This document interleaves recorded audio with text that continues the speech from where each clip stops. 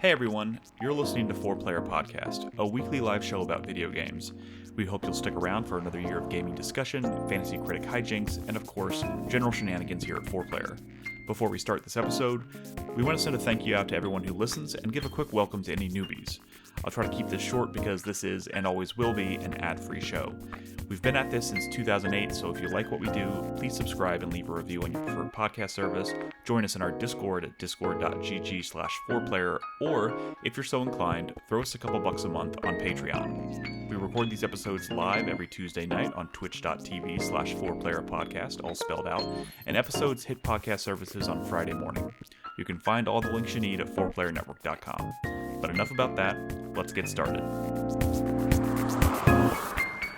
Hey, no, I only started the recording over because we couldn't even get through the fucking roll call. We've now gotten through the roll call, and this is the podcast. Hey, everyone. Tom Cruise sucks. Welcome. Tom Cruise sucks. Welcome to 4Player Podcast. This is episode 836. It is May 27th, 2025. I'm your host, Nick Henderson, joined by Brad Simons. Yeah. Currently awaiting Incubating. Incubating. He's incubating his illness. So, you know, who knows what'll happen next week. I don't know. I'm starting to get a headache. Oh, no. It'll be a lot sooner than a week. Me too. Yeah.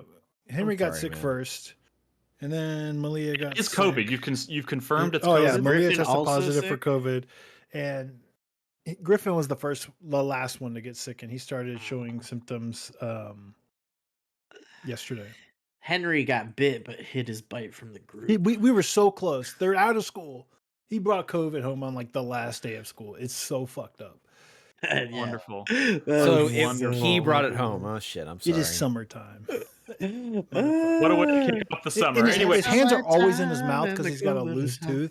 It's so gross. Of course, he brought home COVID. That's so nasty. Okay. Rip that tooth out of his fucking mouth. Throw it out with the COVID. All right, Krispy. Hello, Krispy.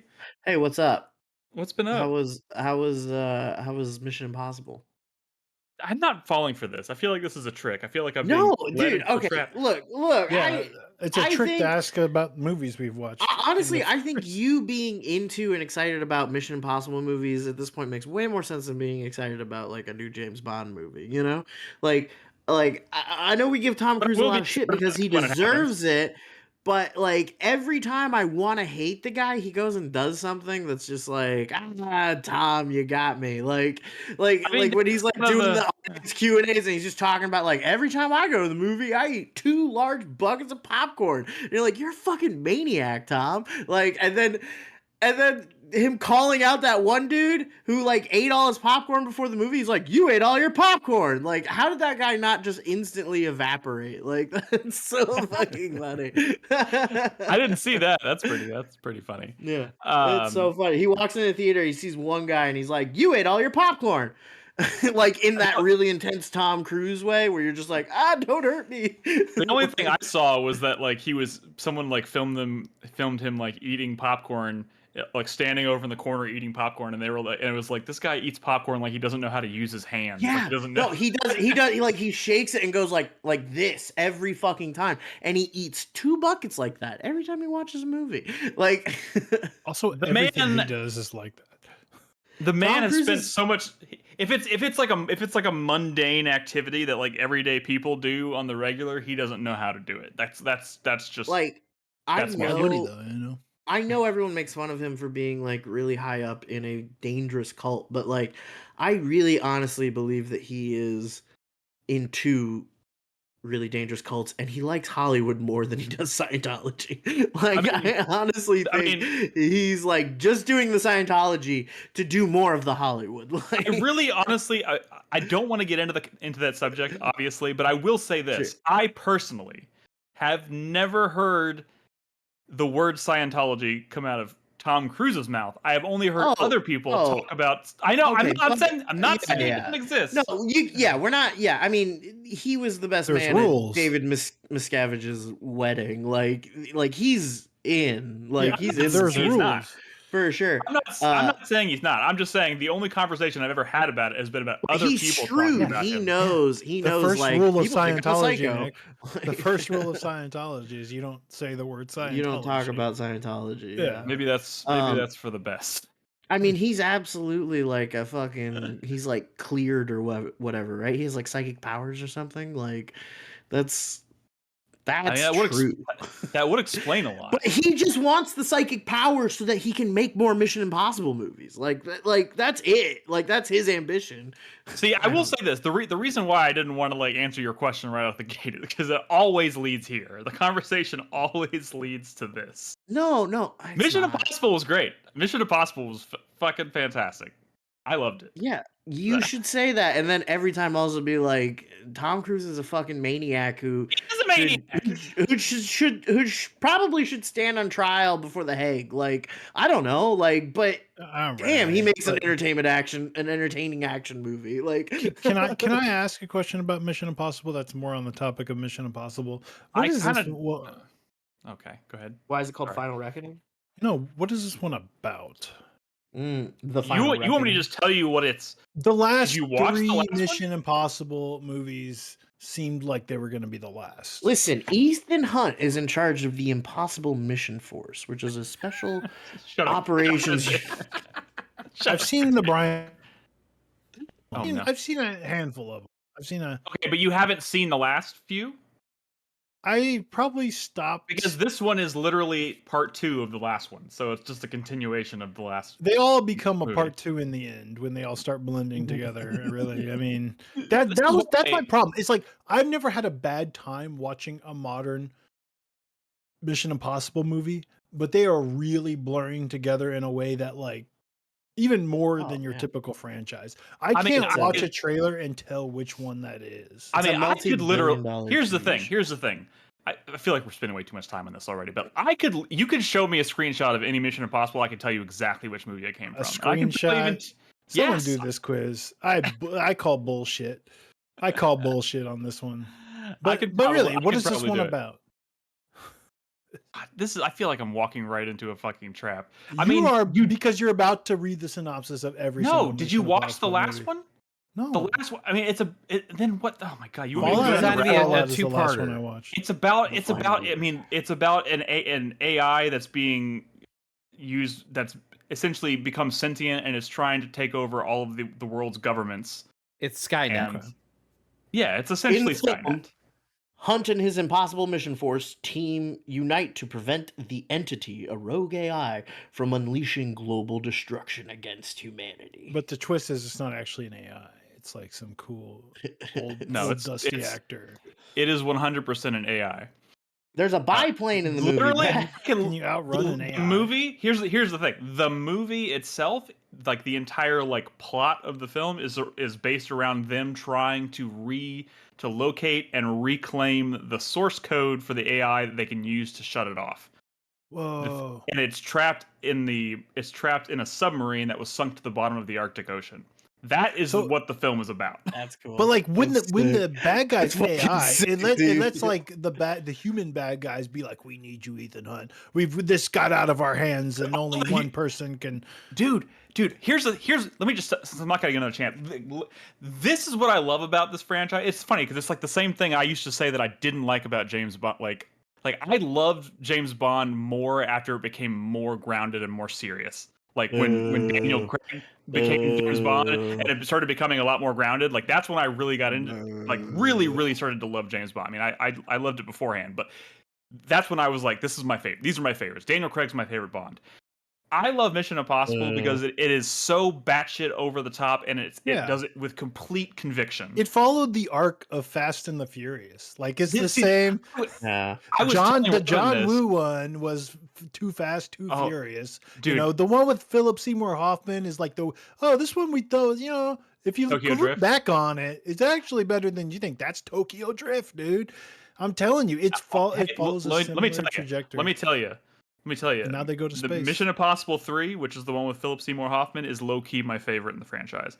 But That's neither And here nor I feel there. the same way about Tokyo Drift, dude. But I was talking to Robin about this as we were leaving the theater. We both really enjoyed it, but we were talking about it. I was like, it's funny because I always give people who love Fast and the Furious shit because I can't stand Fast and the Furious. I think it's dumb as shit. But I was like, I know those They people drive into love it. space and I know those people love it for the same reason that I love Mission Impossible. So it's neither here nor there. You know, it is. You know, love what you love. I'd watch whatever. Mission Impossible if it was like instead of Tom Cruise, like a fun team. I will say Because his team is not. Dude, his fun. team's great. What are you talking about? What are you talking about? All right. They can't be that great because Tom Cruise Brad, contractually honestly, won't allow it. Dude, Brad, I'm with Nick. You're just wrong here. Like, Dude. you're just incorrect. I told you, I have had a good time every time I watch Mission Impossible. Yeah, I know. When I'm out of the theater, I'm like. I think I would be more excited about a new Mission Impossible than I would like a John Wick or something, you know? Oh, I'm with you there. I would watch. I like John Wick too, but for totally different reasons. Before I watch sure. John Wick is what I was thinking about this the other day, and I was like, John Wick is closer to what I don't know what James Bond should be than what James Bond is right now. Well, we don't even know what James Bond is right now at the moment. Yeah, well, what it has been for the last. John Wick is always like these days 45 minutes longer than it should be because it's obsessed with its lore, and I fucking can't. He's a little too. Yeah, I understand that. Speaking of which, I'm going to see Ballerina this weekend. It's out. John Wick. This weekend. That's the next weekend. JWCU or whatever. The John Wick cinematic universe. This weekend, I'm going to see Bring Her Back, which I'm really excited about. Where are you gonna go see the Phoenician Scheme, Nick? I don't know. Anyways, that movie looks so good. Oh god! Why is Carlos Javier Bardem though? Do you know Javier Bardem is? Oh, I think it's racism. I think Javier Bardem is sitting because he's so tiny.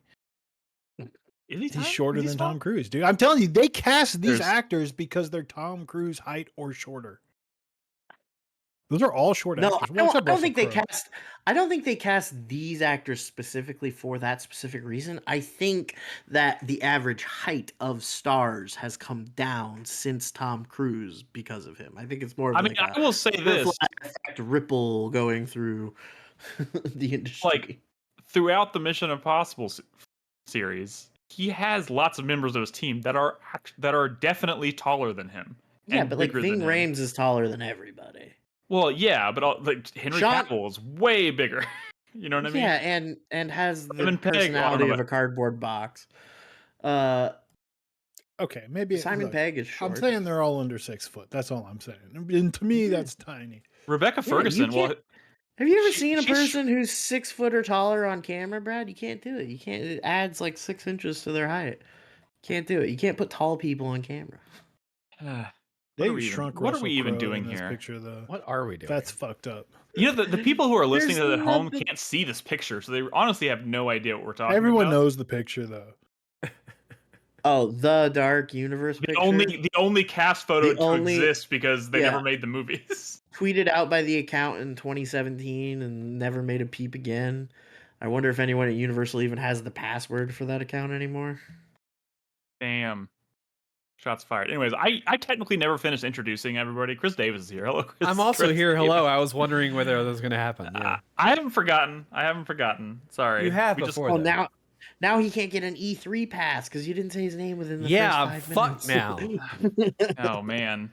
I forgot those fucking days. Sometimes forget that was a thing we had to deal with.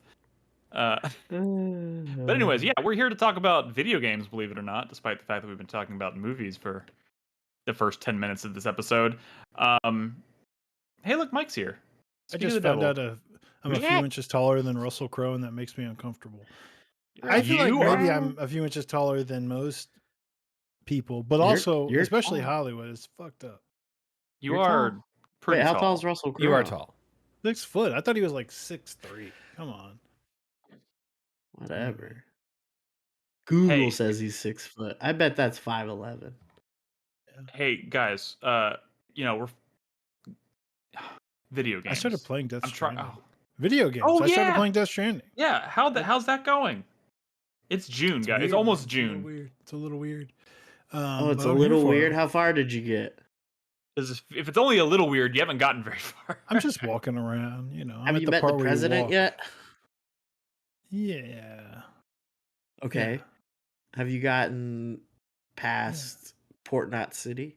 I Yeah, don't have know you what that gotten is, to but the probably second maybe. map? Never ask Brad a question about anything where I you're drank using some He's still not- on the first map. terminology. I drank some not Monster Energy drinks, which was a huge fucking bummer. Let me tell you, Oh, it Bridget. was only fun and exciting when it was Monster Energy drinks, and When it now was that it's product not, placement. now that it's made up energy drinks, it's just kind of like I'm just annoyed. Wait, they I would have patched been it out? stoked. They patched Yeah, it, yeah. license, Yeah, a long time ago. director's cut. When they did the director's cut. Really? Mike, Huh. We talked about this when I Jesus was Christ, talking he about. spent That was years 400 ago. hours on Death Stranding.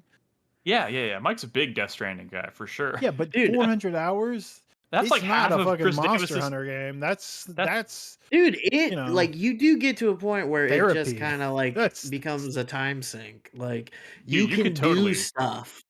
You don't have to like, dude. Shut up, Brad. I knew you were gonna be like this. I knew this was gonna be a thing. You didn't even say anything qualitative. This is What so the fuck? anti-art. All I said is I was mad that the Monster Energy drinks are not Monster Energy drinks. That's all. Yeah, that's what the true. fuck. You're right. You're right. I'm sorry. You're right. I got hot. I'm sorry. Don't you I'm realize excited to play more. Mike's but the only one I out got a there. little Like sleepy. you are at the end of the not night. you are not in the game proper I know. yet. I know. I didn't say it was. I just know, said I I know, started. I know. Seems cool. Mike is out there single-handedly keeping all of the roads together. He's the one. Like, he's the one keeping them up. He's the one Yeah. adding fucking supplies. I was to my worried about highway that. builders. Like, what if? I imagine there's people probably playing right now since the sequel's coming. Yeah, Mike. So when I played, there was a shit ton of activity. Like there were people all over. Oh yeah. Like well, it's a very bet- successful game, I think. But you know, I'm excited for the sequel. It's it sounds crazy like- to think it. It sounds It is like crazy. the better one. Dragon's Dogma 2. You know, why does everyone else get a Dragon's Dogma 2 and Dragon's Dogma just got another Dragon's Dogma? It's so frustrating. I don't know. Wait, I'm struggling to follow your metaphor here. If you know, you know. You know. Yeah, Dragon's Dogma 2 Dragon's is Dogma. still just Dragon Dogma for the first 80 hours. and then it's Dragon's Dogma. Well, 2. So you literally, really but got also like two figuratively. Dragon's and, like, Dogmas. yeah. You got a remake of the first game and a sequel. Yeah. Catch a chicken's foot. I can't believe Death Stranding 2 comes out in less And I than a month. bet. Wow. That's bananas, right? You better. That snuck up you on better, me. You better Dude, start believing. fucking the You're Switch 2 in comes one. out next week. I've still only finished one video game in the year of our Lord 2025. Dude, I'm still trying to Just play finish some Monster indies. Hunter Yeah, man. but Generation. you No. deep-throated Kingdom Come Deliverance too, though. Play Let's be some clear. indies. Graphic. I am almost done with Clair Obscur Expedition 33. So that'll be my Man, number You are two. qualified to finish the it doesn't it doesn't matter because like we all finished that one, Nick. You need to I didn't finish play it. some short unique indies, bro.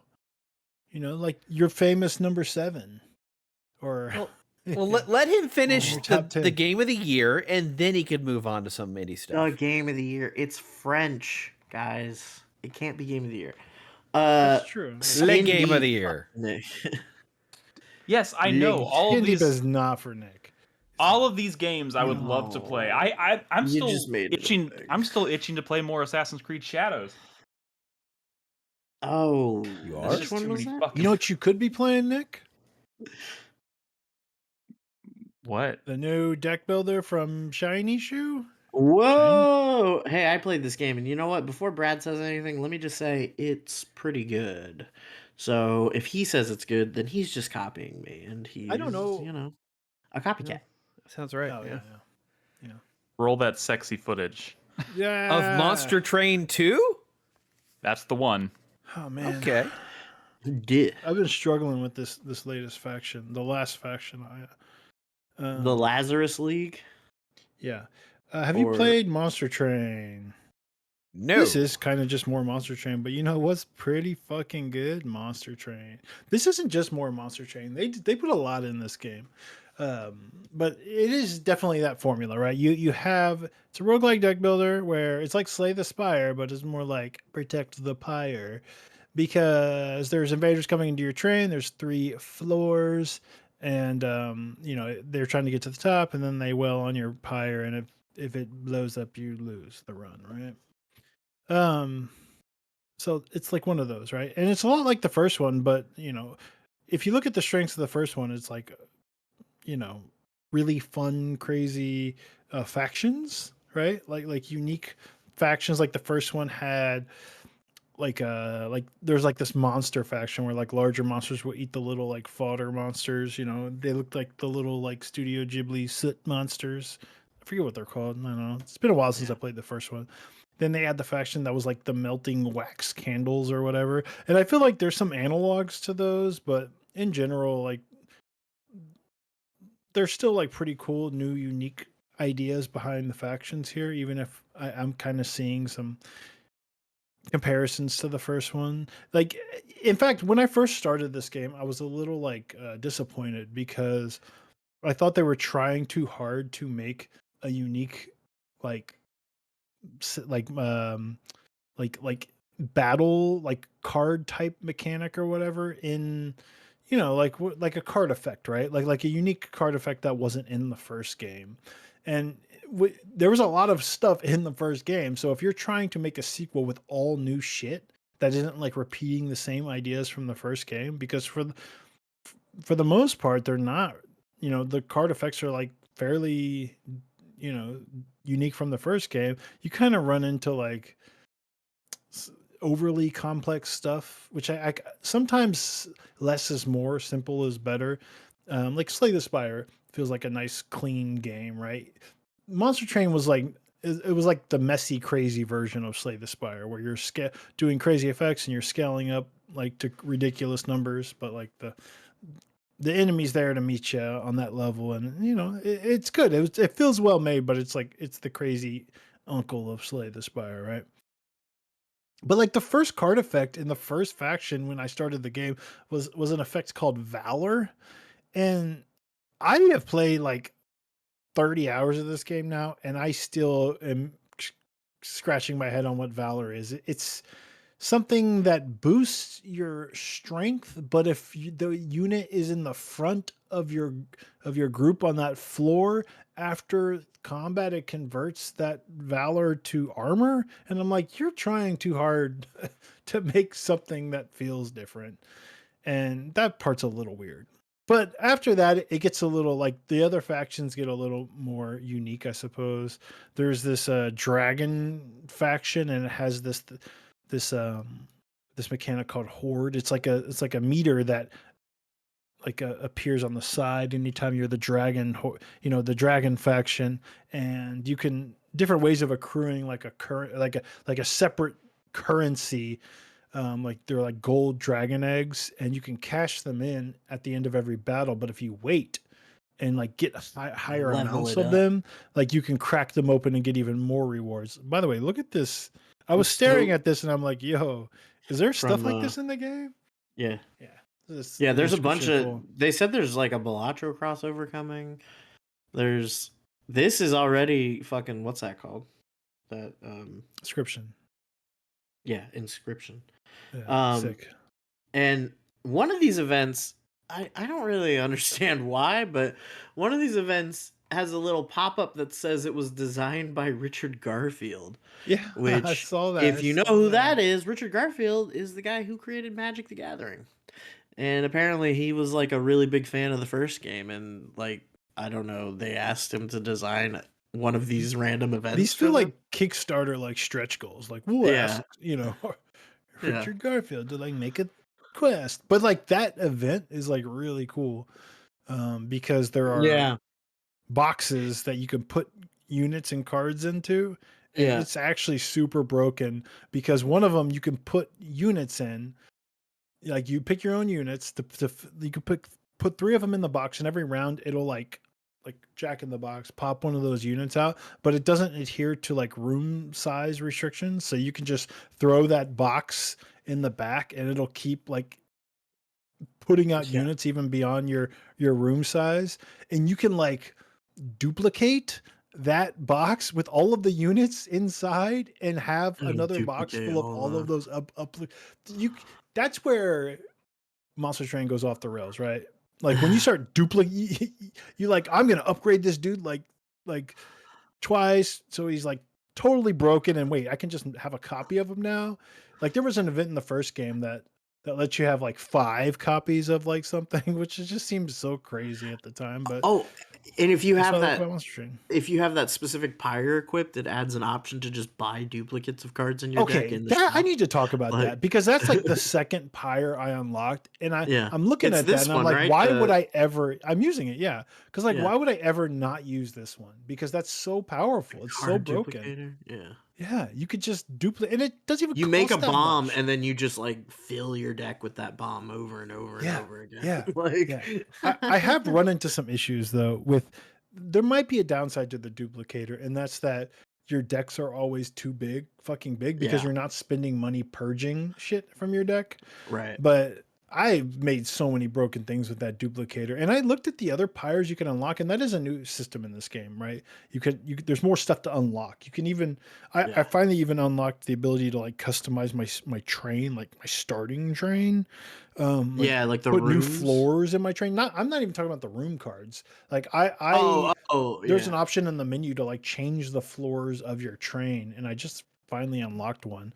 But yeah, one of the new cards is um room cards, which is cool because it like can put a powerful effect on like your floor, which there's some like really good synergies there. One of the new things they introduced also is equipment, which I don't think that was a thing in the first one, at least not on to this level, Really? where you can equip equipment on characters. Maybe that was in the first one, but the last faction you get, which is like the mad scientist faction, which I'm using here, it's a little bit like the candle faction, I think, from the first one, where you kind of want units to like die and regenerate and stuff. Yeah.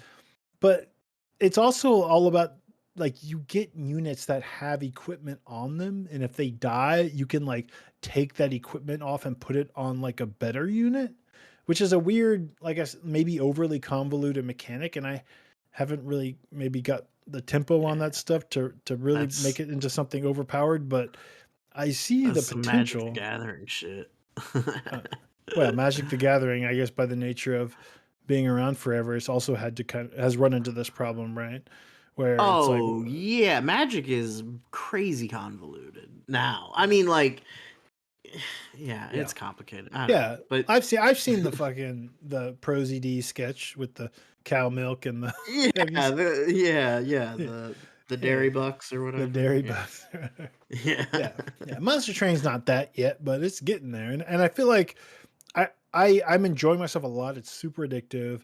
It's like polished to a sheen. There's a ton to unlock. I love some of the stuff they do, where after a run, it takes you to this screen that shows not only just everything you unlocked, but like all the once you start winning runs, all the cards that you like win a run get mastered, and they Really. become like gold frame cards, and now you can even unlock different kinds of frames for your mastered card. And when you get to your end screen, and it's just the sound effects of all the cards flipping from like silver to mastered, is just like, man, they're cooking a little bit with this stuff. I get it.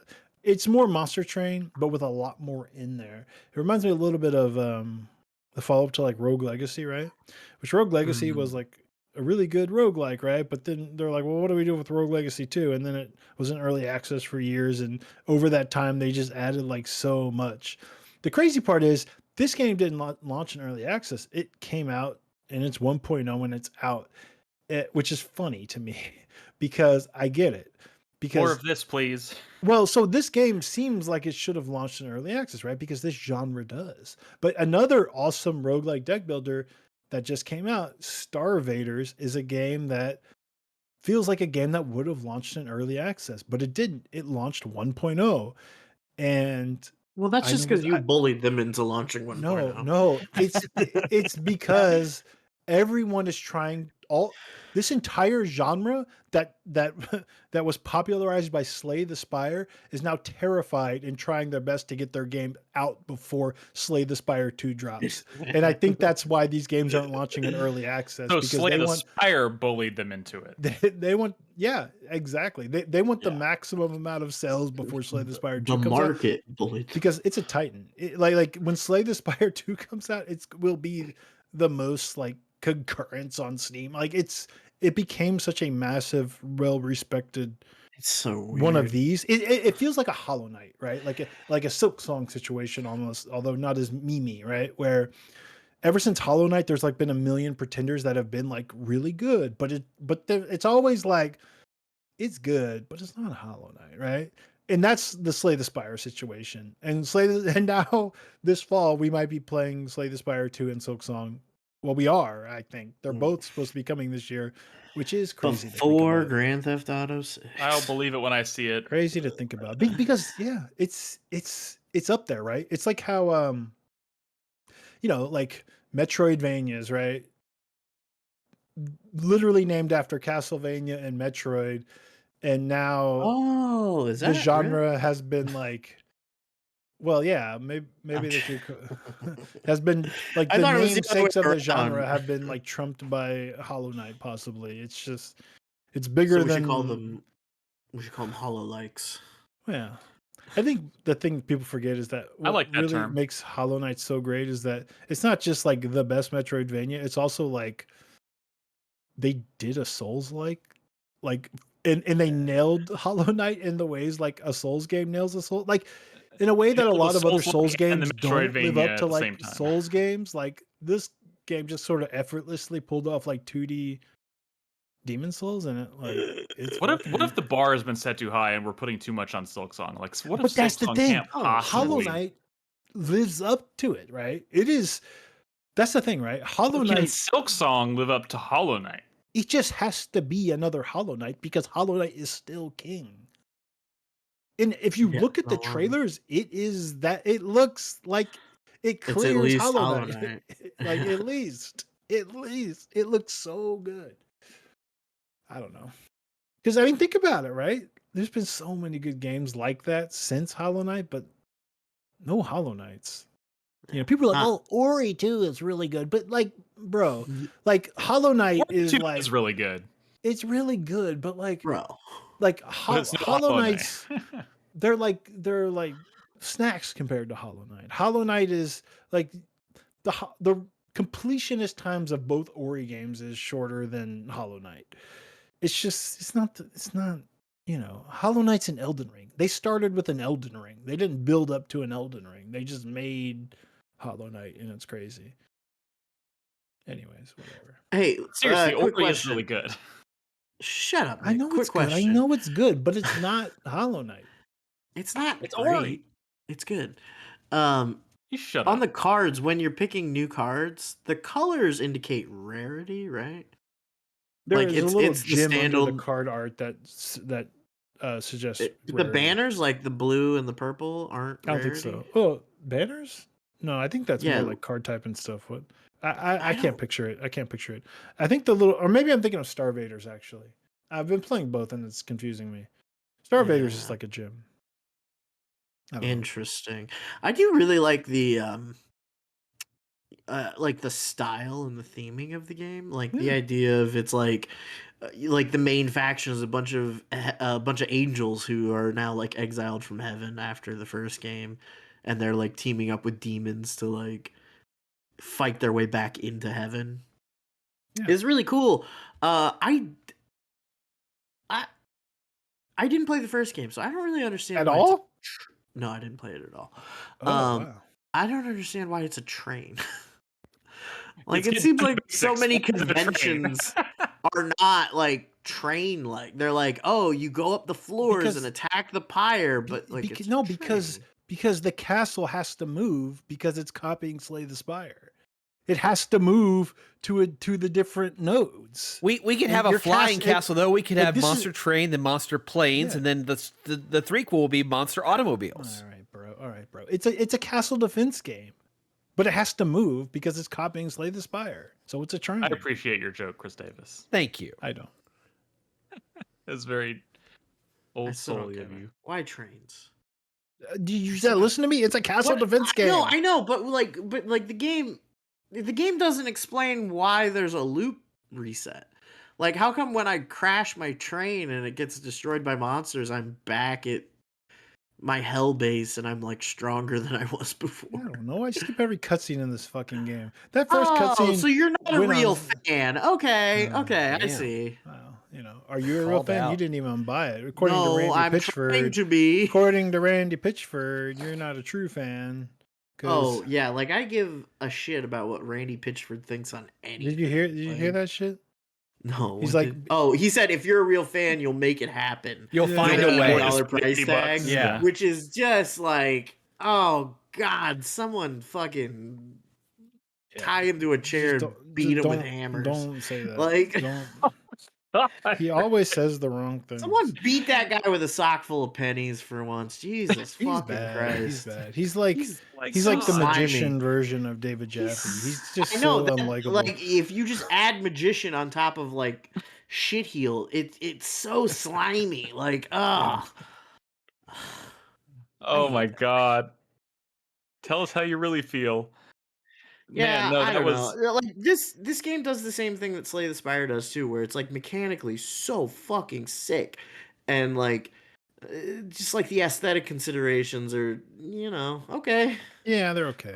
but sometimes the card art and so you can have a bad art you can have an divisive art style, but that doesn't mean they're not like coming up with like really cool looking units and stuff. No, they like within that art style, they're cooking. Yeah. The art style doesn't cook, but within that art style, they're cooking. Yeah, but everything within the art style that does cook makes it look like, oh, this looks like this card, which is better than most of the cards aesthetically, looks like it would be any other card in like Hearthstone, Yeah. Like it is just kind of like, oh, this is a kind of cool World of Warcraft character, I guess. Yeah.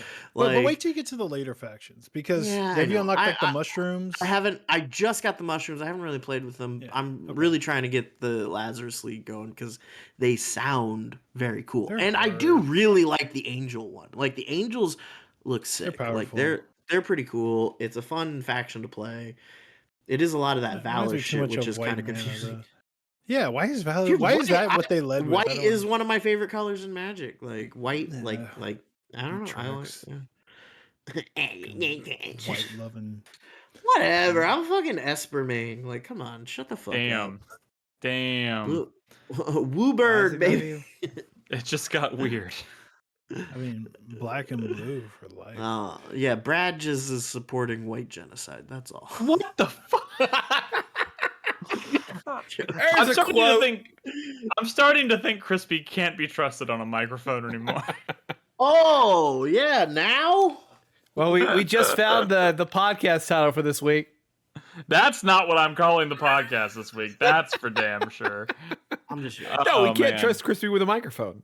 What were you thinking I was saying? It's not real. We all know that. Take his microphone. Oh man. Not to pivot too hard in a completely opposite direction, but can I talk for a hot second about the one other game that I haven't yet talked about on the show, which is Labyrinth of the Demon King? Shinigami? Nick, maybe you didn't get the memo, but that's the second segment kind of game. We're not doing a second segment tonight. There's not a second segment. Is that a real game? Is that real? Let me just tell you. First of all, I recorded this footage and it's terrible. I die like 14 times in this footage because I apparently... Let me ask you, when you play this game, do you die a lot? Not usually, because... So, first of all, if you're unaware of what Labyrinth of the Demon King is, we talked about it a little bit on Trailer Talks. We showed a trailer last week. Think it's in the same vein as like Resident Evil or Silent Hill, and it's definitely got that like... I can't remember... What's the terminology we used last week for the arts, like the visual style? It's got the come on, Brad, you helped me last week with this, and now I'm struggling again, and you're not gonna do it. It's got that PS1 that PS1 style visual look Yeah. Uh, Lo-fi, low poly, lo-fi, thank you. Lo-fi, low poly look to it. purposely grimy textures. Yeah, very, very, very grimy, and Do they wobble? Wobble? Nah, well, whatever. Never mind. But That's a PS1. structurally speaking, it has a lot in common with like Resident Evil, Silent Hill. Even it is giving me kind of like Fatal Frame vibes too, because I'm like spending a lot of time walking around these Ruins and weird stuff. dark castles, and the music's like super foreboding and just makes you feel really tense the entire time. But it's you're usually not spending a lot of time in combat. You're just kind of walking around these like really intensely creepy places and trying to solve these obtuse puzzles, and which is that's my jam. That's what I do. It just so happens in this footage I started up, I'm in this segment where I'm being chased by this thing that can't die. So you have to keep like kicking it to knock it out for like 3 seconds and then running. So I'm trying to like run all over the place, figure out where the hell I'm supposed to go, trying to solve a puzzle while being attacked by these like demons that are running around and this one unkillable thing, and I die like 15 times. So pardon that. But this is kind of the game I've been jamming to on Steam Deck for a little while. And if I don't think I have like a ton to say about it, because if you've played any of those Is this a survival horror games, game? you know it's what this is. This is one of those. But like if you're into games with like intense vibes and that have this that really thick atmosphere, like this is totally it's really clunky though. I mean, like as most games in this genre Probably are, intentional. like It's a going in Kingsfield like. I mean, I haven't played Kingsfield, so I mean, I would just say it's What? clunky. It's clunky in the same way that like Silent Hill is clunky. Opening a menu to like navigate your inventory and see like what like puzzle pieces you have, and like look at your map to kind of figure out where you're going. Like, well, the Silent Hill 2 remake did a pretty good job of like streamlining that and making it a lot snappier. But like, think like PS1's. There was a map in that game? Yeah, of course, it's Silent Hill. That's like part of the thing. That's like part of it. But I didn't. You remember? I didn't use the map because people oh, that's challenged me. I forgot about that. But yeah, this is like I mean, just kind of like 10,000-foot view of it. You're like, it's feudal Japan. You're basically trying to avenge the death of your lord, and you're running around this like castle hunting down all these demons, trying to find this like one particular demon that killed your lord. And yeah, it's got good vibes. It feels the combat is like surprise, like when you actually do get into combat, like it's surprisingly like brutal, and it has like a parry system, like a really, it's weird calling it a parry system after playing like Clair Obscur for so long now, but like it's like a simple block and parry system, but like combat gets pretty intense like when you get into the meat of it. There I just fucking ate shit and died though in the footage. But yeah, I don't know. I don't have a ton to say about it. This is gonna sound so mean to vibes. this game, but like, But you're going to say it. This is the game that you're like, oh, I feel sad that I have to bump this off my top 10 list at the end of the year. What is wrong with you, Brad? Why do you come at me like Because we are doing every a week? podcast, and sometimes, I feel like I help translate your feelings about something to people who have been Because you think I'm not being honest about my feelings. No, I think you're being honest, but you say like, you love loving things, Nick.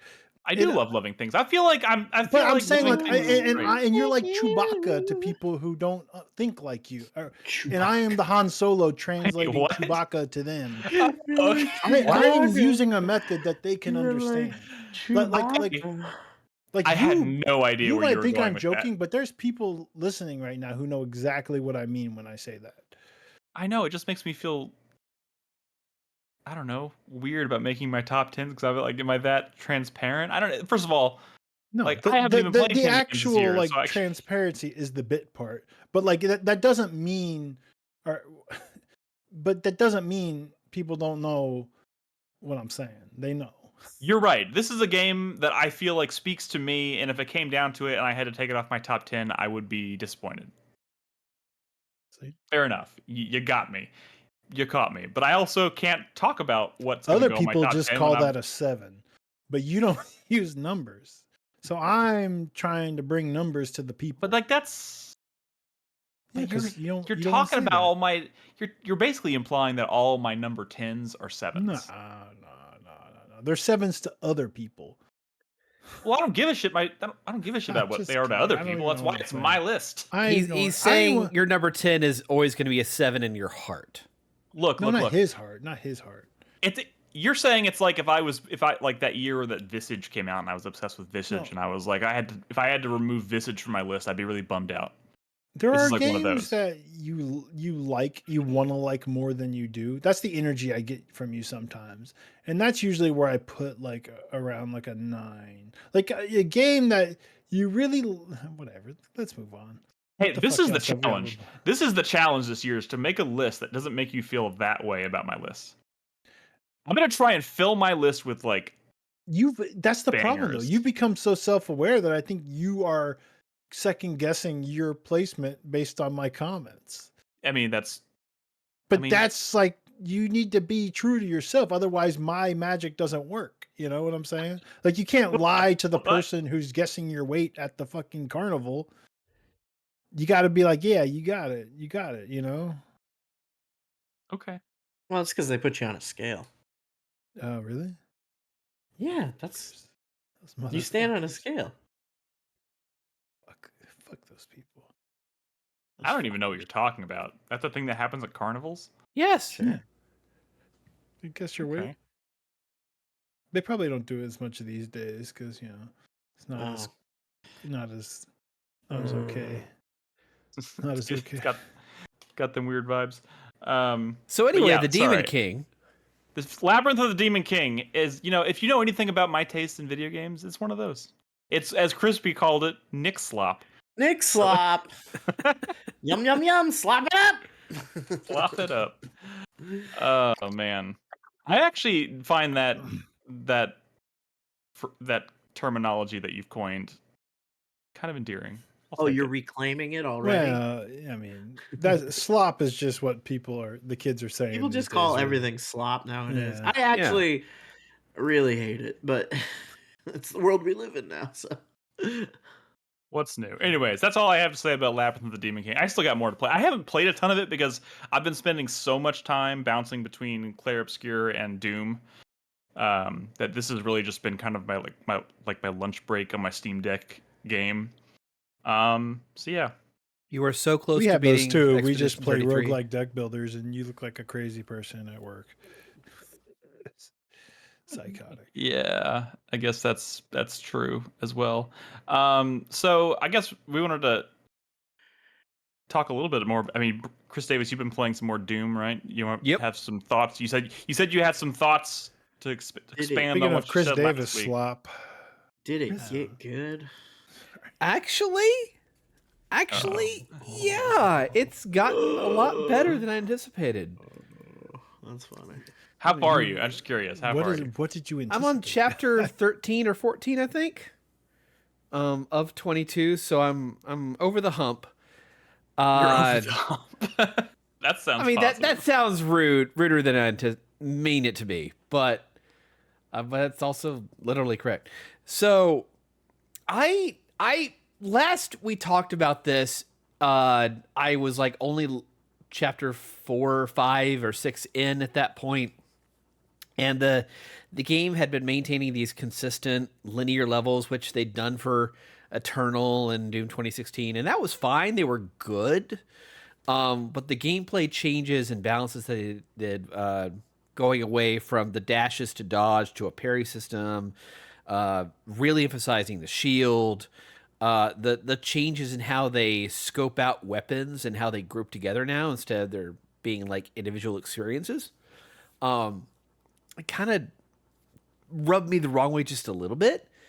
Now that I'm as far as I am in the game, they've introduced most of the mechanics at this point, and they are really starting to meld together pretty well for me.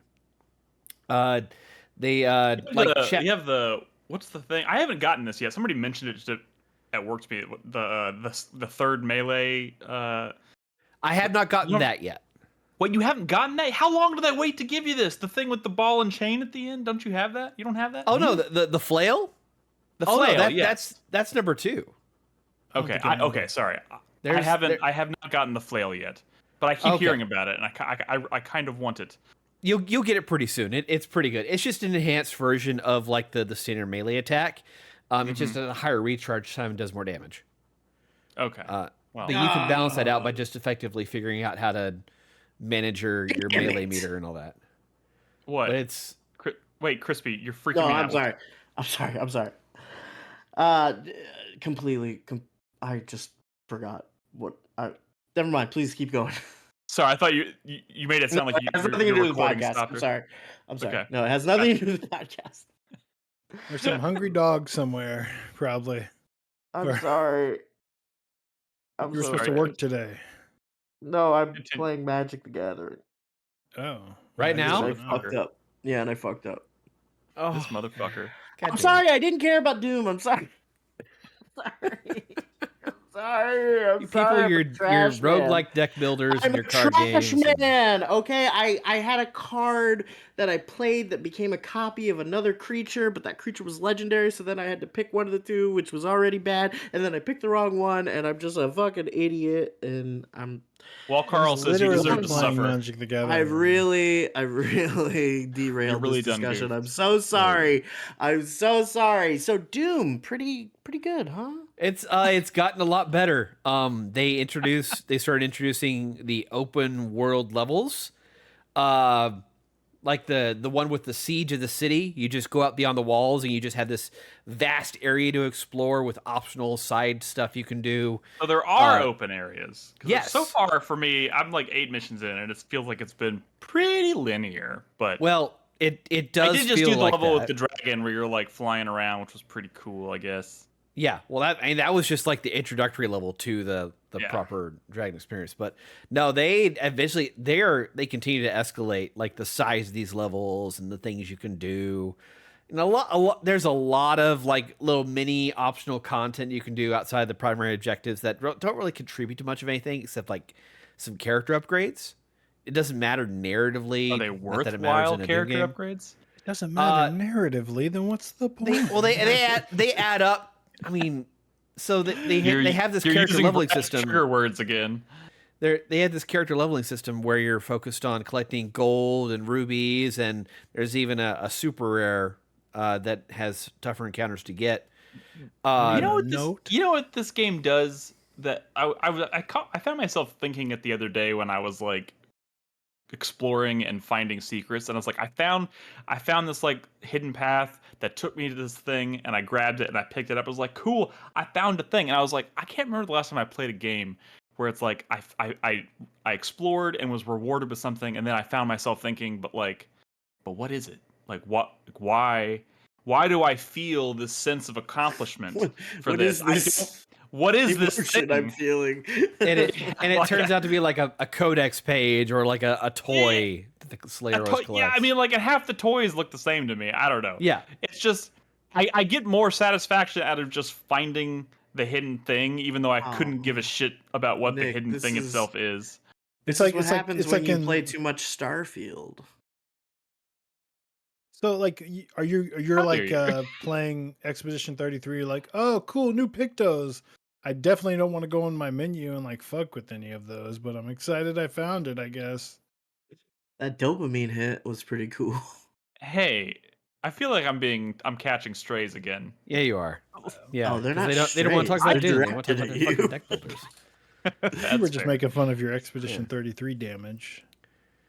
Well, he'll get there. He will figure out the combination to get. I did over a million damage once. He won't, because that's menu stuff, dude. I did over a million damage once. He'll watch a build video where he'll You don't need to watch a build video. It's just math. You just go in there and like pick the ones that say more damage. Yeah, of course. Ooh, more damage. Okay. But in this game about fighting demons and in a metal ass fucking soundtrack, I'm just having a ton of fun with it. I got to the point where they introduced the new version of the Revenant, and the Revenant has always been like my favorite Doom enemy. And he's so remarkably different now, but in such kind of a cool way that complements like the whole parrying system and kind of balances out like a distance enemy to fight against a lot of Which one is the new melee Revenant? class enemies. Huh? The skeleton is with the the rocket launcher. The skeleton with the rocket launchers, yeah. Oh, gotcha. Absolutely Yeah. absurd fucking design. Fucking great. Love it. Well, yeah, it's Doom. They should all be absurd to some extent. Speaking of absurd, I'm just gonna be honest, and I am enjoying this game a lot, but I find myself really missing the glory kills. So Like, I have been encountering more of them. They're just more context sensitive now. They're for specific scenarios, like a shield charge or something like that, where you get that glory kill animation. It's just not like that elaborate system where you look at a limb and you kill him with the limb or yada yada yada. Yeah, I know. I spend so much time in this game just ramming my shield into enemies and watching them explode, which is cool. Yeah. Like, don't get me wrong, that's cool. But then I just kind of wish I was doing something. It's just I'm doing it so much that I feel like, like like everyone talked about the glory kills and like Eternal and everything being too repetitive because you're basically locking yourself into like the animation every time you do it. There were certain people that were saying that. I mean, some people. I'm saying I've heard that comment more than once, and I felt that to an extent too, especially after you play the game for like 20 hours, and I feel like I'm at the very end. I've watched this like dude rip this guy's arm off and beat him to death like 100 times or more. It does get a little repetitive, but now it's getting repetitive where I'm just like every other thing I'm doing in this game is like jumping in the air and then like zooming to them with my shield and blowing up a bunch of dudes with my shield. Which is, like I said, neat, but I think it's more just about knocking back green shit. Because the footage from this week and last week is just there's a lot of it. You do a lot. They do that. They do that. But it seems so like, what's the lore reason there? Why are one of those shields green? No, I'm serious. No, that's not. That dude, the enemy shooting shields at you, and one of them's green, and you can knock back the green one. Do they? I mean, it just ties into the color coding system they had in Doom Eternal, to where enemy projectiles and certain things that are color coded correspond to certain weapons. As one, I didn't play Eternal, and two, I'm asking you for a story reason. Really. Is there a story reason? Don't fall for this trick, Chris. Dude, if anybody knows the lore of this shit, it's him. There's Brad, of course there's no fucking lore. It's a gameplay mechanic. It's not a lore piece. Why? Just let it go, Brad. Let it go. Yeah. Okay, so it's a bad video game. Is what you're telling me. Fucking hate you so much. So yeah, the encounters cares about this stuff. Nick is the one who wouldn't even like teleport walk in Half-Life Alyx because it broke his fucking immersion. I just wanted to know if there was like a reason for the green shit. No, but there's not. It's a gameplay mechanic. They could have come up with a reason. They probably could have. Yeah, it works just fine on its own without a narrative. Argent energy. There you go. Sure, we'll go with Argent energy. That's great. Yeah, I think because the whole lore and narrative of the Doom universe at this point, it's about Argent energy. But isn't this like way in the past? Yeah. This is like they had Argent energy in the past. Yeah. But isn't Argent like a company? Or am I crazy? No, Argent energy is the energy that basically is harvested from souls.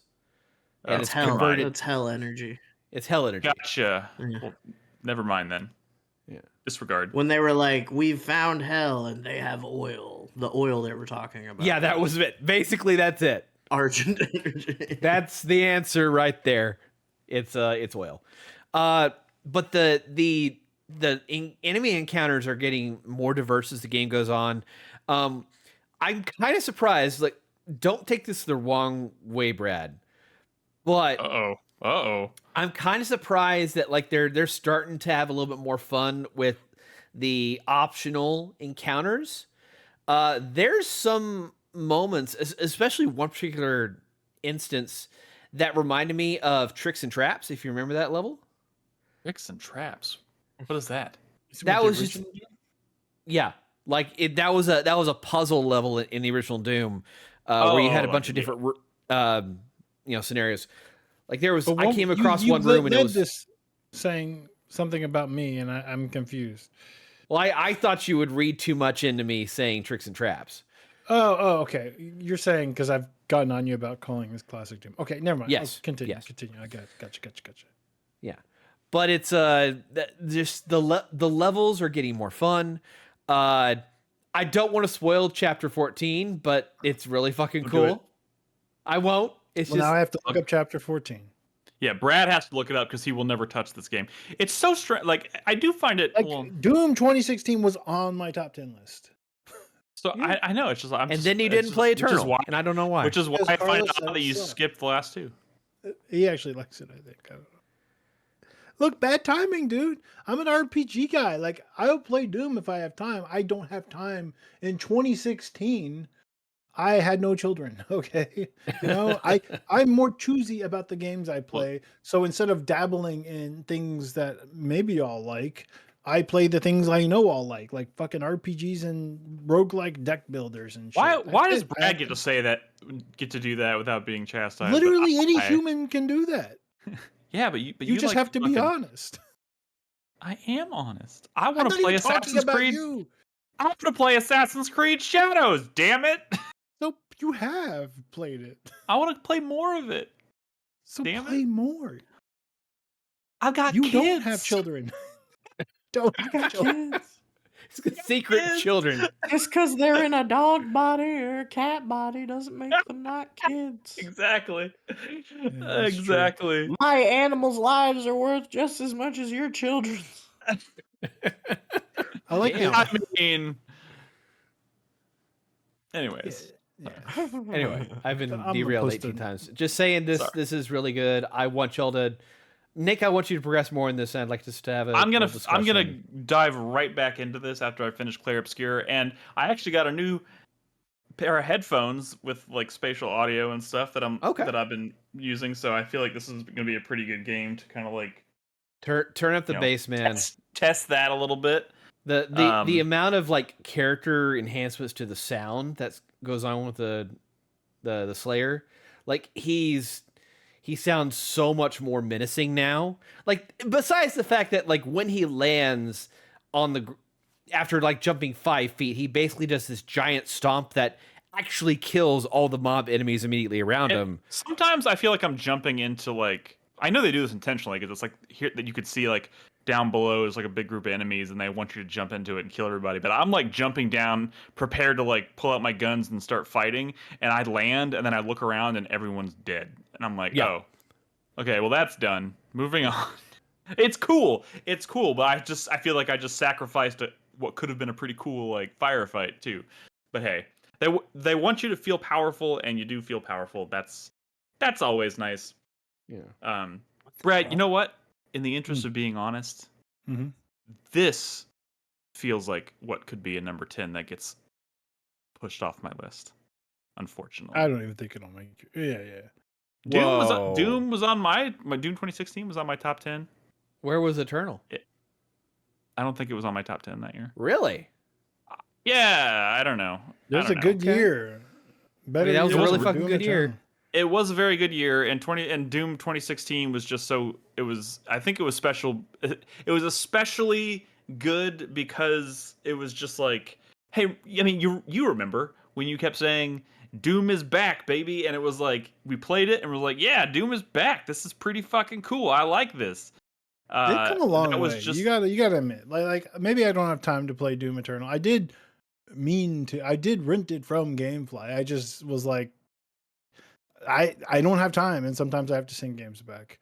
I have to make choices, but like they've come a long way. There was a time where id and Doom was in a bad place, and especially after Doom 3 is divisive, right? But like they were making shit after Doom 3 that was kind of no good. They made Rage. I mean, I forgot about Rage. There was fucking Quake 4, although that was Raven. Raven, right? But I'm saying like their franchises were kind of in the pits for a while.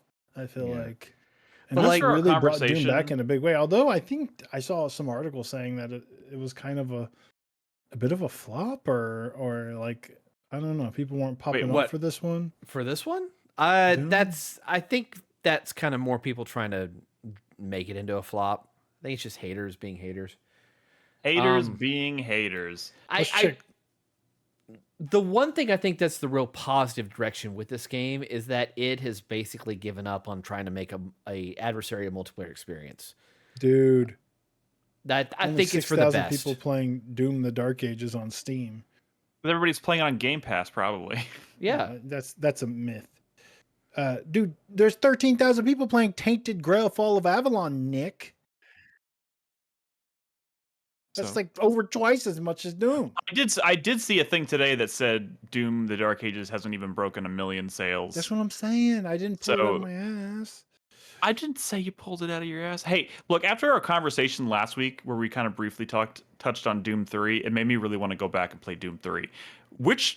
Remind me which version of Doom 3 is the one? Is it the vanilla or the BFG version? The vanilla. If you had the BFG, they removed the flashlight mechanic. Okay. And That they also seems- relit the entire game. They also upped the enemy count. So it's less like damaging to you. So it's not really like a survival horror experience anymore. You trying to play Doom 3? No, I'm looking to see if it's like Steam Deck compatible or whatever. I was like, this might be a cool game Doom to go back 3 and is revisit. Nick-slop. Of course you want to play Doom 3. No, it's the most like it's like the most it was first of all it was my first Doom game and it's like the most different, like it's the one that stands out as like the weird one, I guess, now. Yeah. By modern standards of Doom.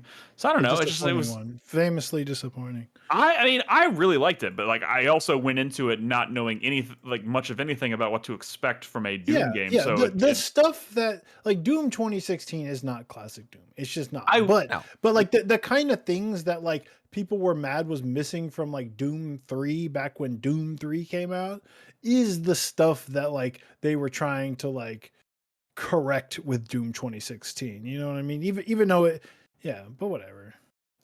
Whatever. It lost the horror like classic Doom 3 was a horror game. Classic Doom was a first person shooter, but it felt like a horror game also because, you know, games back then just sort of felt like that. I don't know. yeah. I don't know. It's hard to explain, but like, you know, I mean, Well, there Doom was 2 also- started to get a little out there, but Yeah. There was also like the canceled Doom 4, which was trying to be like, Call of Duty. yeah, basically. And that was the That's exact wrong weird. direction. Well, I think I do think they They're found the right Yeah. formula for like modern day Doom, and Well, I yeah, think mean, did they? I- Because everyone, I appreciate that the Doom team is doing new things every time a new Doom game comes out, but like they're losing because they're taking chances on things. Like they're losing people. Eternal lost people, and now this one's losing people, and that might be why it's not selling as well because, you know, like they're mean, making Doom games for different kinds of people. I think. I don't mean know. that's probably true, but also at some point I feel like it also has to just be with timing is a big part of it too. I'm not necessarily saying this game came out at the wrong time, but you know I do feel like Expedition this 33 was a phenomenon, and Yes. that one definitely. I kinda mean ate I its think lunch. this came out. Yeah, I think Clair Obscur came out And that around shit the was same on time. Game Pass. Yeah, both games came out on Game Pass around the same time, and one happened to be like just this huge unexpected success, which probably just diverted a lot of people's attention. I feel like Doom: The Dark Ages will probably sell fine in the end. It's just going to be over a longer period of time, which is a metric that maybe studios don't like to see, obviously, because they want to get as many sales as quickly as possible. Yeah. But you know what they've made here is not bad. I No, enjoy it. I quite just good. you know, there's a lot of stuff. 2025 is crazy year. Yeah. Crazy year. I can already tell. Lot better Well, than if it last makes year. you feel any better, there's twice as many people playing Monster Train 2 right now. Booyah. Shit. And that's also on Game Pass, so I don't want to fucking hear it. Hey, before we I think. wrap up, do you want to say anything new about Clair Obscur? Does anybody want to say anything about a Clair No, Obscur? I haven't played it in the past since we were just podcasting last Thursday, so Are there Yeah. really Oh, mimes that's in that right. game? Mimes? yeah, there's Yeah, fucking mimes. yeah. Yeah. Yeah. In fact, I've been Dude, hunting all the mimes. That's Crispy, what I've The been doing. first enemy you can encounter in the game is a mime. And it will Crispy, whoop your ass. It's good. Yeah. It's a good It's fucking great. You'll like it. I'm a man. francophobe. You'll like it. Are you scared of mimes? No, but No, like it's almost no, like making French fun people. of the French with this shit. It's almost Yeah, like that's it what I'm almost feels saying. Like, what they're this making fun of is, themselves. like, you guys named the channel Final Fantasy Francois or Francais, and it's like, is that like, did the designers of this game write that on a fucking whiteboard when they were like, what is this game we're making? I don't No, even know. Final You- Fantasy there in is- France. You will like this game, Crispy, and you're being a bit of a bitch. I am being a bit of a bitch, and that's my right, Bradley. Dude, there's this big fucking like inflatable god maybe called Eskia, and he's just your homie. And he's like And character of the year, baby. And He's like- character of the year. And you have there's like a Persona style like relationship system, kind of. Well, not really, but you know, you build bonds, and like everyone in your party, they just like go hug the guy, and he's like bring it in, and like everyone loves. They cuddle with him, and Oh. he's the coolest character. He's your of the best year. buddy. Dude, You dude, have so to play this game. so Robin hasn't been like paying close attention to what I'm playing, so whatever. So she hasn't really been seeing a lot of the game. She just kind of comes in and out, right? And yesterday or the other day, she came into my room while I was playing, and she was standing behind me. I didn't realize she was behind me, and it was when I went out into the open world, and I jumped onto Eskia because he's like your.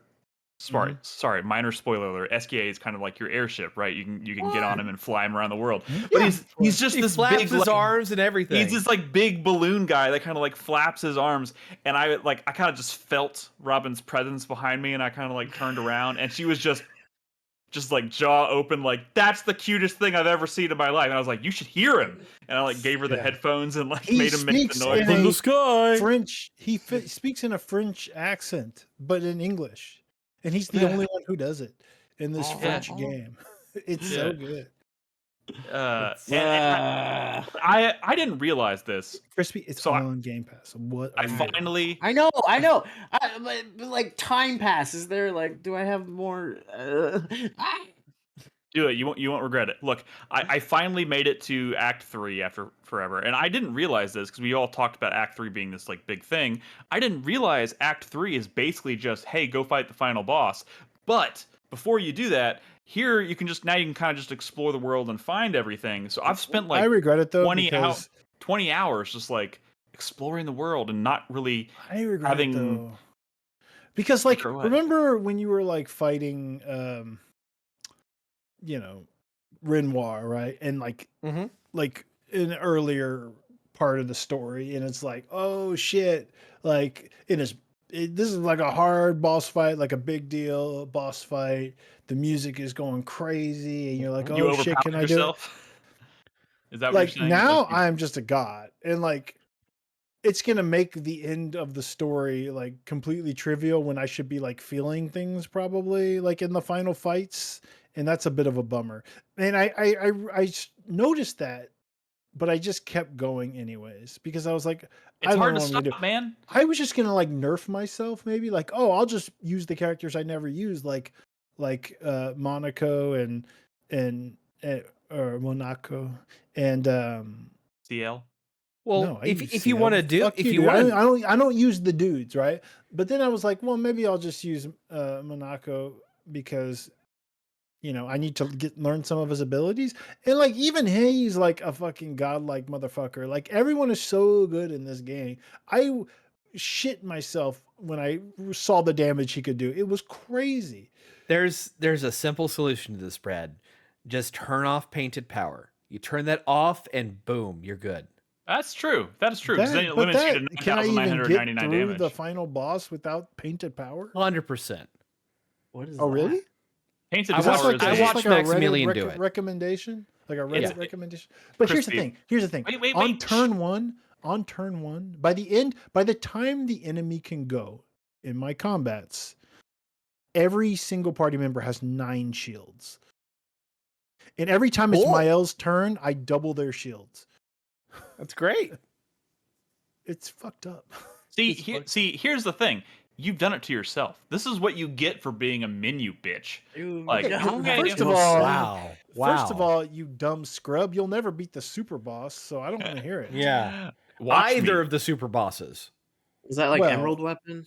Well, there's one who's harder Yeah, than all. basically. Simon. You'll Mhm. never beat Simon Yeah. Prove me wrong. Okay.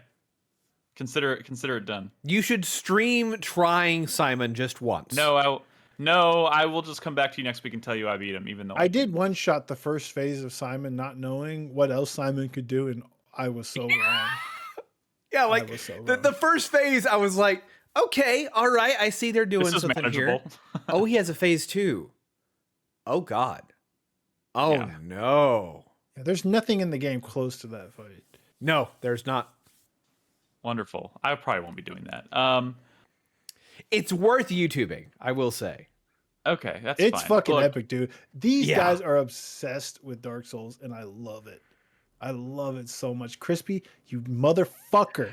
Okay. Start tonight. Fucking more frame, Magic the Gathering. Listen. Stop it. I'm gonna play Monster Train. The Yeah, reward Monster for Train. beating Simon is just a tribute to every single Souls game ever. Okay, now I have to do it. Okay, god damn it. Okay, look. All I wanted to say was that I've now played a fuck ton of Clair Obscur, and I'm in love with it. I love this game. It's very, very good. It's no Kingdom Come Deliverance 2, but it's good. It's fucking good. Zeros And, guys in chat says Krispy, and I'm like, yes. Krispy. What does that mean? I don't know.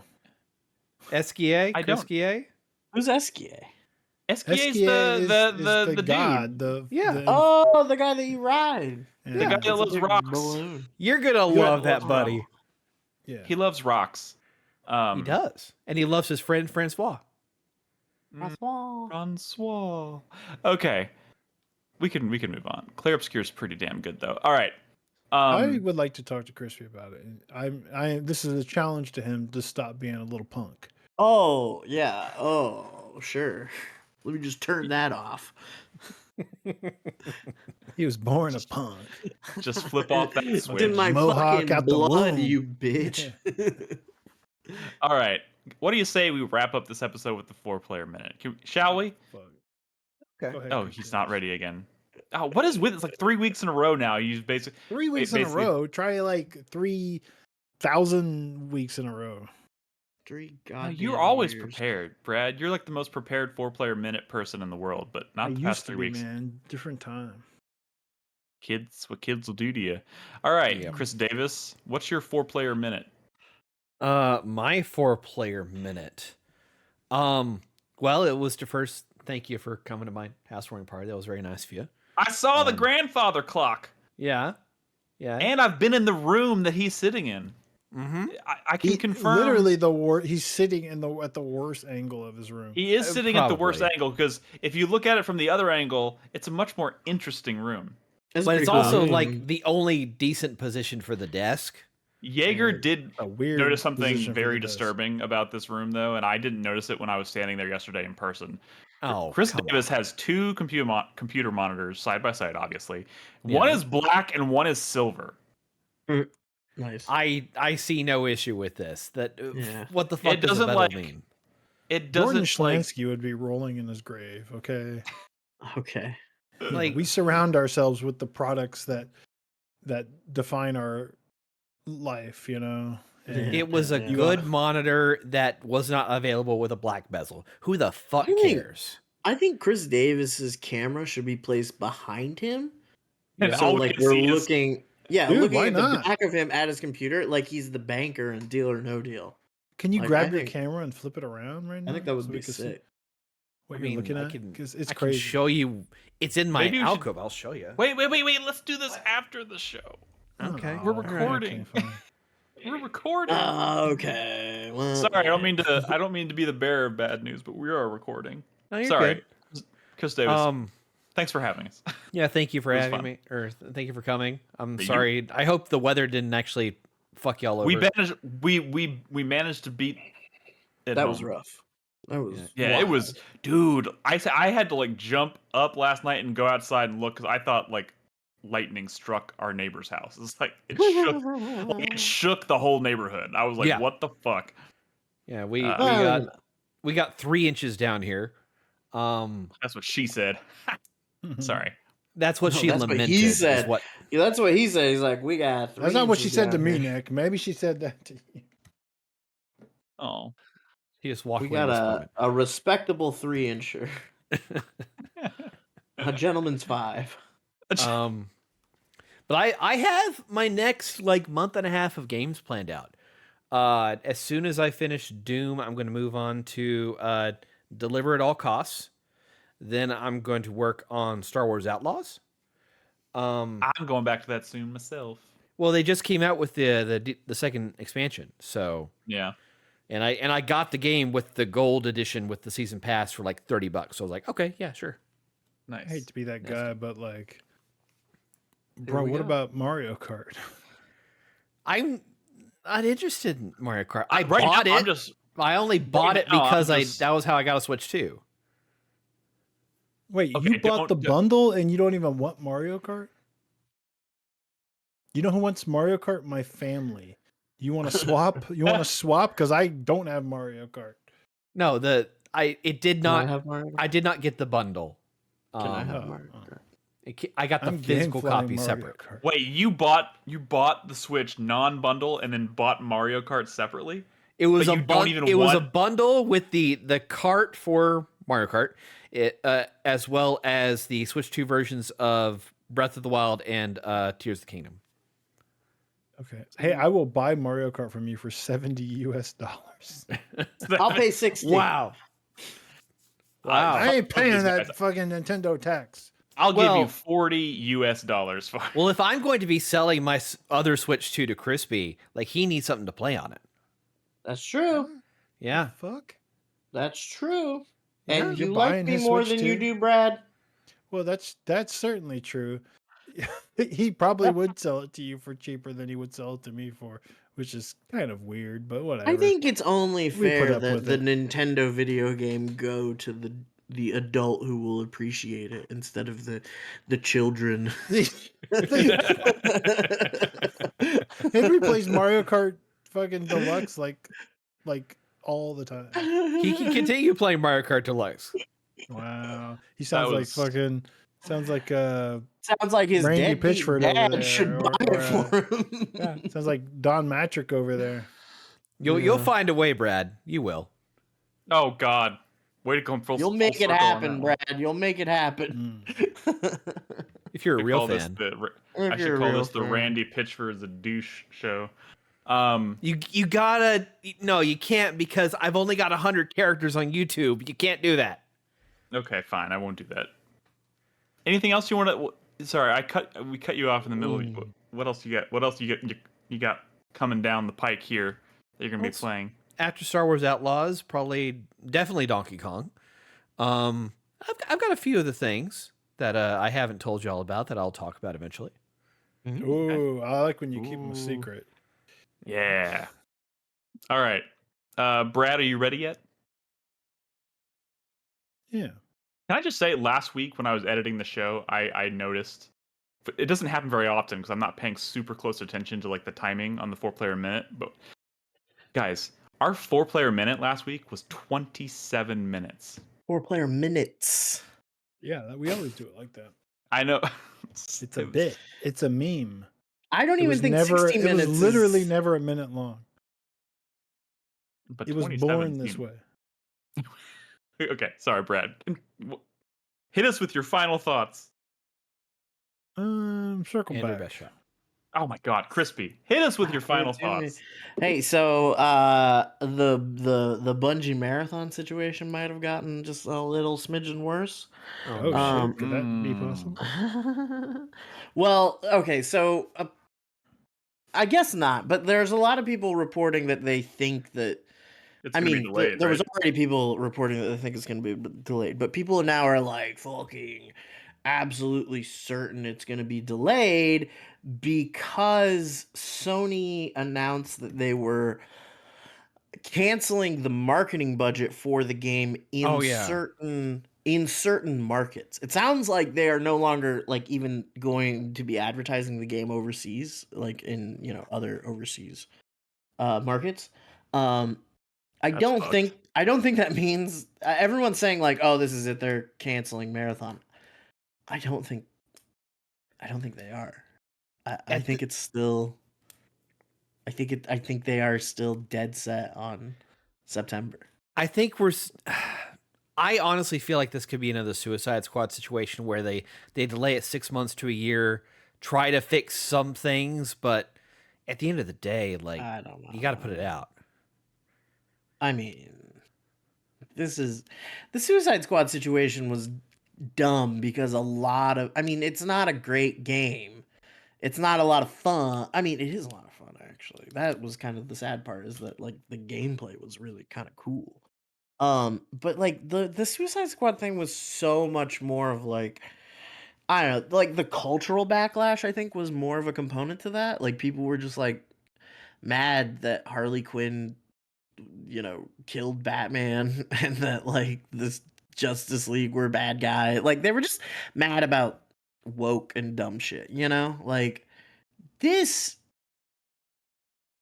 that's not really a component, you know?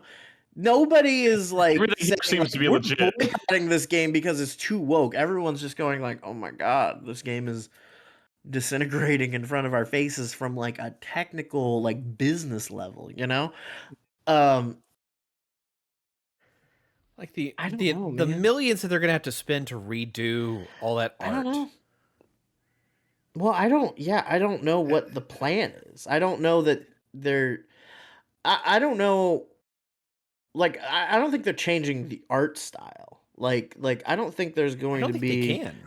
No, they can't. I don't think there's going to be like a huge graphic overhaul of like what the game looks like. I think it's going to be a lot of like scrubbing textures. Um That's a lot of textures to work on. Man. Identifying the things they can't use and actually having Yeah. and rebuilding them. carrying out a full audit of like every art asset in the game, and then also like trying to restructure your organization to prevent things like this from happening again, as in again for like the fourth time. Like Yeah. eh.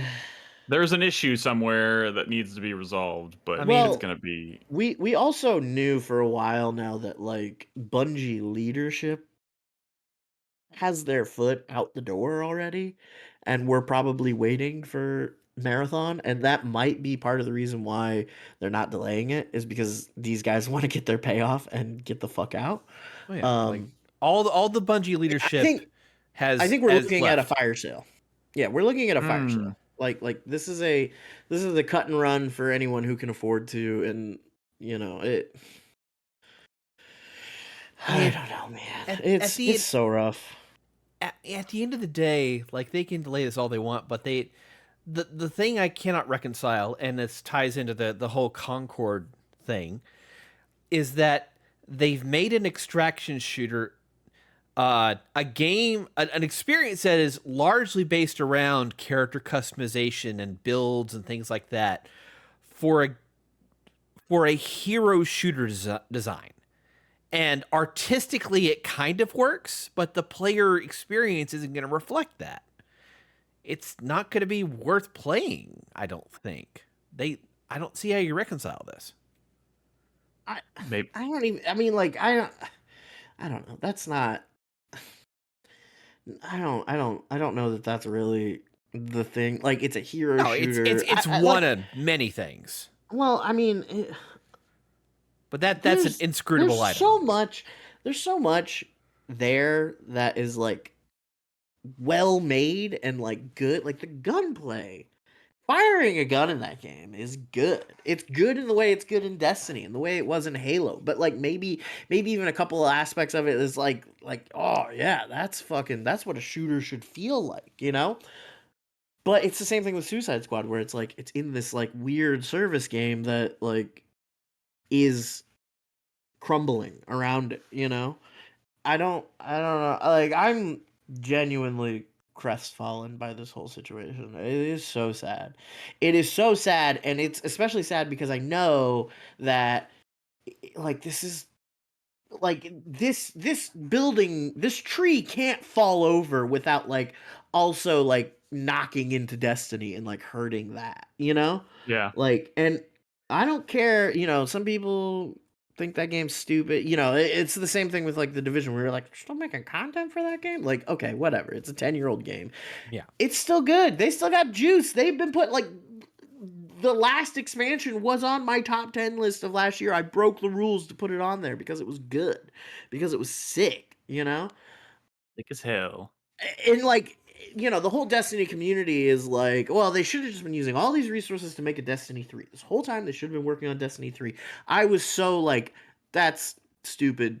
You know, I don't like that line of reasoning. And I'm there. I'm there now. Now I feel like, yeah, okay, if this is what this was, like imagining what a Destiny 3 would have been like. I'm almost excited about Destiny Rising just because it's somebody else doing something Destiny, you know, that isn't Bungie. Like, I don't Wait, know. Like, what's Destiny Rising? that's the Tencent mobile Destiny hero shooter. Yeah. Oh, okay. Fascinating. Mobile, I don't even, is it, I mean, I don't think it's going to be exclusively mobile. I don't know. It is designed for mobile. It's being developed by Tencent. But it's like, I don't know, it's something else. Like, they've canceled like 4 different like Destiny projects that weren't even like Destiny 3. You know, they had all these different ideas for expanding that universe, which I think is fucking sick. I think the ultimate irony is that like if you checked out of Destiny in 2016 and were like, it looks cool and it plays fun, but like the story doesn't make any, like there's no story and it's just has no lore, like they have the opposite problem now. Like the lore is so good and the game is like not keeping up, you know, like At one point, wasn't there like a Cade 6 game they were thinking about making? Something like that? There's a few. I don't know. Oh, yeah. I don't know. And there was another thing too called Project Gummy Bears, I think, that is another incubation project that Bungie was working on that Sony went in and were like, this is cool, and then cut that team out of Bungie and just like made them their own studio. So what studio? I don't remember what they called them now, but they haven't actually released anything. I'm gonna look it up. Yeah, look up Bungie Project Gummy Bears or Project Payback. I think it was. I don't know. Whatever. It doesn't fucking matter. It's just like, okay, I don't know. Yeah, it's just like, you know, we're getting a lot of great things this year, and it just kind of sucks that like Arc Raiders. Shut the fuck. Leave it to Brad. Leave it to fucking Brad. I tried to get into the Arc Raiders beta. They didn't let me in. I want to try it. I want to play it. I want to as well.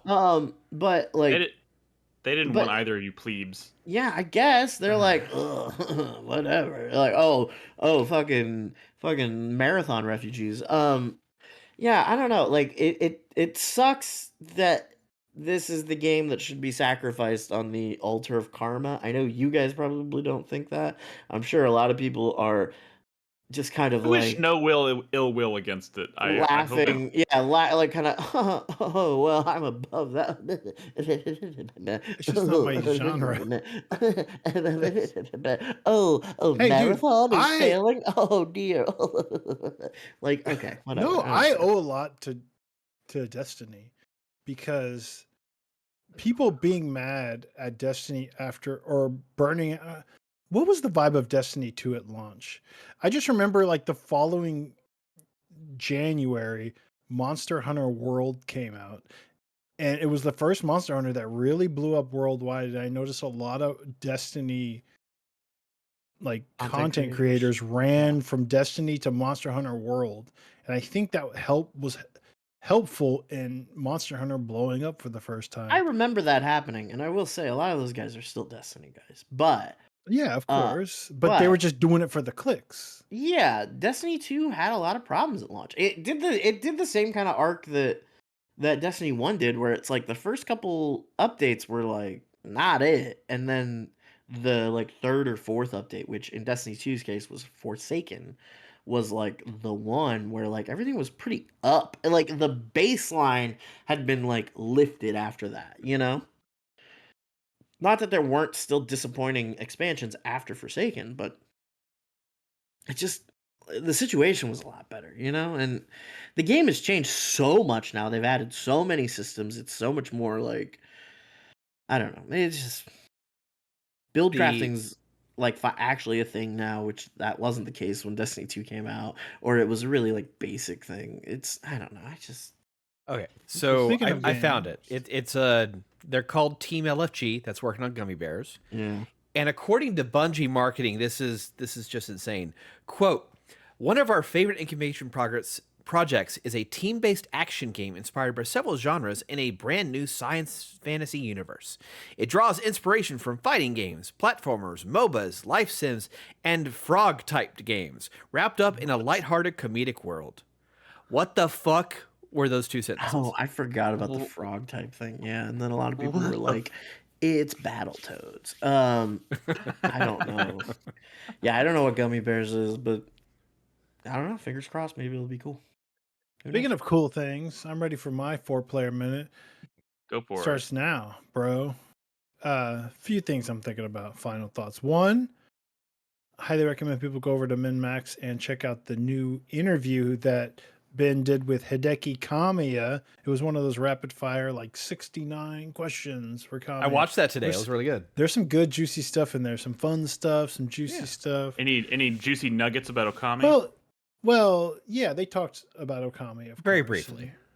And it's still extremely exciting, especially that he's just working with Capcom, and he asked him, like, are you interested in like working with Resident Evil again? And he said no. And then he goes, well, what about Dino Crisis? And he's like, yeah, I wouldn't mind a shot at Dino Crisis. Yeah. Which is pretty cool. But he said a lot of things. It was just a good, fun interview. Highly recommend.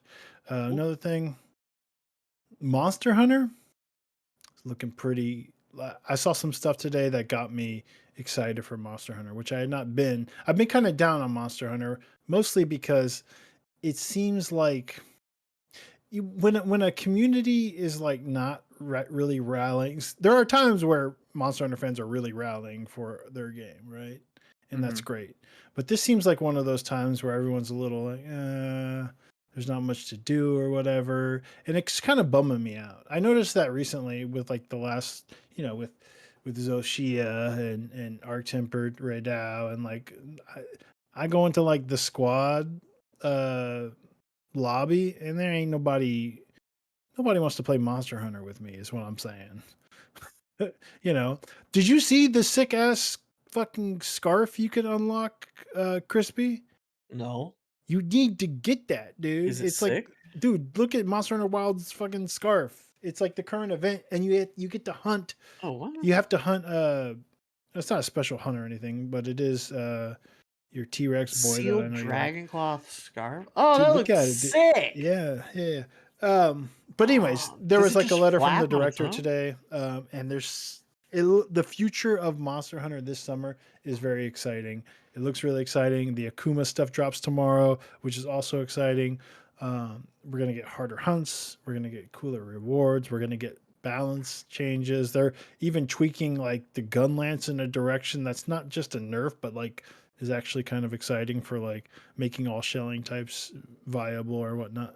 I don't know. I'm very excited and optimistic about the future of Monster Hunter. I think they're going to figure it out, because of course they're going to figure it out. They Are you know still how to do playing- this shit. Are you still playing Gen Ultimate at all? I'm not, just because, Because I thought time. about it. all these roguelike deck builders started coming out. Don't worry. I mean, that game is there forever, and I'll get back to it. Yeah. We'll get back to it, Crispy. Endless well of content. Yeah. And you know what? I'm gonna have a Switch 2 soon. And sometimes all you need to want to play a game is like a fancy new device to play it on. And I'm sure Gen Ultimate works on the Switch too, right?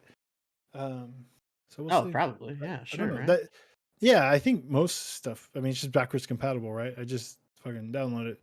So I don't know. I'm excited. I just noticed that Crispy's on the side of that picture. Yeah, I noticed that a few minutes ago as well. I was like, how did Yeah. Crispy make it through and not get put on one of these people in the picture? And then I noticed his face. The only thing that I'm like, I mean, I'm like Chris Davis. I was grilling him a little bit, but I also kind of don't love Mario Kart. It's mostly for my children. The thing is, I think there are high-profile indie games like Silk Song and Mina the Hollower and Hades 2 that everyone thinks is coming this fall, but they're being real quiet. And I think a lot of it has to do with like, do they have a Switch 2 dev kit? Like how long? Because there's no high-profile indie on the planet that wants to release their game not on a Switch 2 right now, because that was huge for that that first couple of years for the Switch One was huge for indies, and I know they want to do it again. So I think that's why we haven't heard about some of those games. And I think we will soon. Hopefully, isn't there supposed to be like a Nintendo Direct that happens like right after the launch of the Switch? That would be smart. I'm hoping it's like an indie focused game because I want to see like, yeah, some of these indie devs are getting like development kits, and you know, that's what I spend my time playing on my Switch just as much as like Nintendo games. That's, which, whatever. I have a Steam Deck for that now too, but, um, whatever. Cool. It's not as big and clunky as a Steam Deck. Well, this new one's pretty big. Anyways, yeah. Switch 2. Cool. What is that? That's next week, right? First week of June. So yeah, next week. June 5th. Next I'm still Thursday. kind of like I'm not necessarily. I guess I'll roll right into mine. I mean, I was going to mention the Switch 2 briefly, just in the sense that like it's coming out first week of June, and I'm not like, while I'm confident I have it locked in, I'm also like not entirely confident that I'll get mine in the first week of June, because there's a lot of talk about, even if you got it pre-ordered, you may not get it on release day or release week or whatever. So, which, whatever. It's like the launch title I'm getting obviously is Mario Kart. I'm not tripping over myself. I'm not tripping over myself to play Mario Kart, but I am looking forward to playing it, and obviously playing with new hardware. So that'll be cool. But I'm not going to lose sleep if I don't. None of us care about Mario Kart. And that's the only. I mean, I wanted it primarily because I didn't want to have to be trying to secure a Switch 2 to play Metroid when it finally comes out. And and Donkey Kong looks really cool. So there are things I'm more excited about than Mario Kart World, but I'm also hoping that Mario Kart World kind of sweeps me off my feet. You never know. It could be really, really cool. Mostly just excited for Henry. Yeah, because he loves all those stuff. I guess the only other thing I wanted to mention for my 4-player minute though is Saturday is Comic-Con in Brazil, and that means there's a Dexter panel, and very, very excited. We're going to get our first look at Dexter Resurrection on Saturday. So much Dexter, dude. Dude, I know, it's so awesome. Fuck. I'm so excited. I know, it's great. You can't contain yourself. I can't contain myself. I don't know if there's ever been anything that I've ever been interested where I've been so excited about there being like so much of it in such a short amount of time. Why is Dexter getting the NCIS treatment? Yeah, or the MCU look. treatment. Look, I'll tell you what's. I mean, the long and short of it is, the original. Make as much money till people. The original creative minds behind the series when it was first airing and was really popular, pieced out in the middle of it, and obviously led to a lot of like inconsistency in the series, and it's led people to feeling disappointed about the way it ended, and they wanted something more satisfying. Ultimately, it comes down to the original person responsible for the series when it was at its height is now back in the driver's seat and wanting to deliver a more satisfying ending. So it's kind of like a second chance for him taking a stab at giving the series a proper send-off. It just means there's more. And the prequel turned out to be really good. Everybody's really excited about the prequel, so it is what it is. And I'm obviously over the moon about it. I don't know what to tell you, Brad, other than it's really nice having something that you love so much that having this much of it makes you happy. That's all I can tell you. I don't think I've ever experienced that. I know that's sad. Because I'm living, I'm over the fucking moon. I'm literally living my best life between The Last of Us, Dexter, and Buffy. Right now, all of my favorite things. King of the Hill's coming back. All of my favorite things are literally coming back in big ways. And everything is coming back. Everything. Yeah, I know. And there's something to be said about that, but I do love these things, and I'm super excited. So yeah, been itching to Krispy chooses the wrong card again. That's fucked up. You can Yeah, whatever. You fucker. Man. That's it. That's a wrap. Goodbye. Guys, Be good to Dexter each starts in less other. than Eat cereal, whatever the fuck he always says. Oh my god, it's Eat coming so cereal. soon. Bye. Guys, thanks for Wash your listening. hands. Turn the And so are page, you. wash your hands. Let me just say, because it's funny, I forgot that we actually recorded the show Thursday last week, so it's only been like four or 5 days since we recorded last. So, we're back on schedule now. So we'll see you next Tuesday for another episode. Maybe Brad might be COVID stricken. I don't know what's going on there. We'll do something next Tuesday. If it's not a podcast, we'll do something else. But one way or the other, we're back on track. We'll get back to doing these on Tuesday nights. So we thank you for listening. And if you're not in our Discord, we'd love to have you join us at discord.gg/4player. And of course, you can find all of our past episodes on your preferred podcast service or on 4playernetwork.com. But in the meantime, guys, be good to each other, play video games, and good night.